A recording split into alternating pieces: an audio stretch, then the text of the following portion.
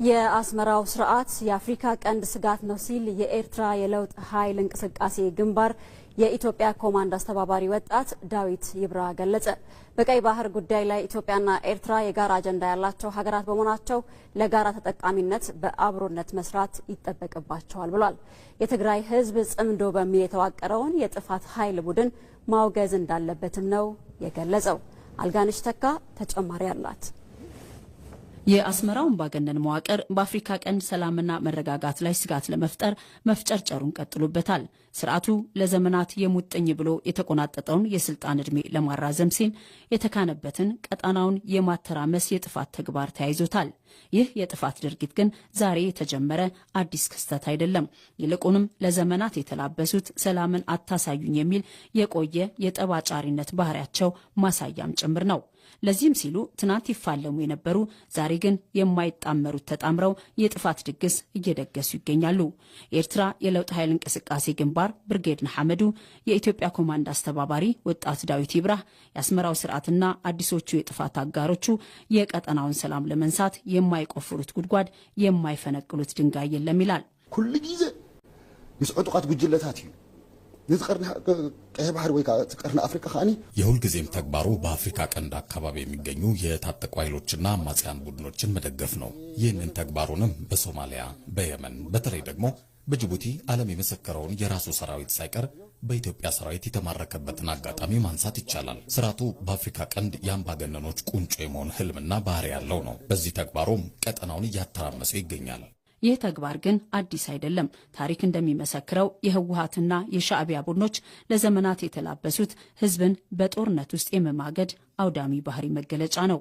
የስልጣን ጥማቸውን ለማርካትና እድሜያቸውን ለማራዘም ሲሉ ብቻ መርህና እሴትን በመተው የማይጣመሩት የለም የተባለለትን እኩይ ጥምረት ፈጥረው በቀጠናው ላይ አዲስ የጥፋት መንገድ ጀምረዋል። እቲ ጽምዶ ዝበሃል ነገር ትክክለኛ ህዝባዊ ጽምዶ ይኮነን። ጽምዶ የሚባለው ስብስብ ህዝባዊ መሰረት የለውም። ይሄ ለመሆኑ ደግሞ በተጨባጭ በትግራይ አይተነዋል። የአስመራው ስርዓት አስመራ ላይ የሚከተለውን የጥፋት መንገድና እቅድ ነው በቀጥታ ወደ ትግራይ ያመጣው። ዛሬ ላይ የወጣቱ ጫንቃ ይህንን የጥፋት መንገድ የሚሸከም አይደለም። በተለይ ደግሞ የትግራይ ህዝብ ከንግግር የዘለለ ራሱ የኖረበትና እያየው ያለው ተግባር ነው። ስለሆነም ወጣቱ ትናንት አብሮት ከጎኑ ከተሰለፈው ህዝብ ጋር ነው በጋራ ሊቆም የሚገባው። ጥምረቱም ትብብሩም ከህዝቡ ጋር ሊሆን ይገባል።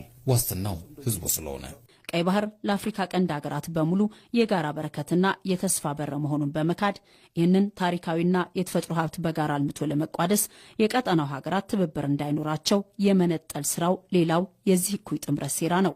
በታሪክ አጋጣሚና በፖለቲካዊ ውሳኔ ሁለት ሀገር የሆኑት ነገር ግን በደም በባህልና በቋንቋ አንድ የሆኑት የኢትዮጵያና የኤርትራ ህዝቦች በትብብርና በአብሮነት ሊሰሩ እንደሚገባ ዳዊት ይብራህ ያሳስባል።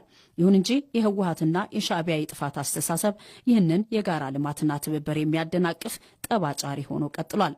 ኣብ ዞባ ቀይ ባህሪ ብፍላይ ካብ ዞባ ቀርና አፍሪካ በቀይ ባህር በተለይ ደግሞ በአፍሪካ ቀንድ አካባቢ ደህንነቱ የተጠበቀ ሰላማዊ ዲሞክራሲያዊና ልማታዊ መንግስት እንዲፈጠር ከተፈለገ የአካባቢው ሀገራት በተለይ ደግሞ በኢትዮጵያና በኤርትራ መካከል ትብብር እንዲኖር ያስፈልጋል። ምክንያቱም ሁለቱ ሀገራት ብዙ የሚያመሳስሏቸው ሁኔታዎች አሉ።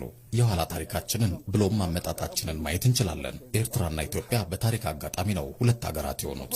ይሁን እንጂ በቀይ ባህር ጉዳይ ላይ የጋራ አጀንዳ አላቸው። ለጋራ ተጠቃሚነቱ በጋራና በትብብርም ነው መስራት የሚገባቸው። ይህንን እውነታ ወደ ህብረተሰቡ ማውረድና ማስረጽ የሚያስፈልገው ኤርትራ በጸጥታ በኢኮኖሚና በልማት ያደገች ሀገር እንድትሆን ከኢትዮጵያና በአካባቢው ከሚገኙ ሌሎች ሀገራት ጋር ተቀራርባ መስራት ይኖርባታል። ይሁን እንጂ ሻዕቢያ ይህንን ትብብር አይፈልገውም። በቅርቡ ጽምዶ በሚል የጥፋት ኃይሎች ስብስብ የተጀመረው እንቅስቃሴ ዓላማው ሌላ ሳይሆን ቀጠናውን ማተራመስና የህዝብን ሰላም ማደፍረስ ሲሆን ይህ የህዝብ ውክልና የሌለው የስልጣን ርዝራዦች ስብስብ የፖለቲካ ዕድሜ ለማራዘም ሲል የትግራይን ህዝብ እንደገና ለጦርነትና ለጥፋት ለመማገድ ነጋሪት መጎሰሙን ቀጥሏል።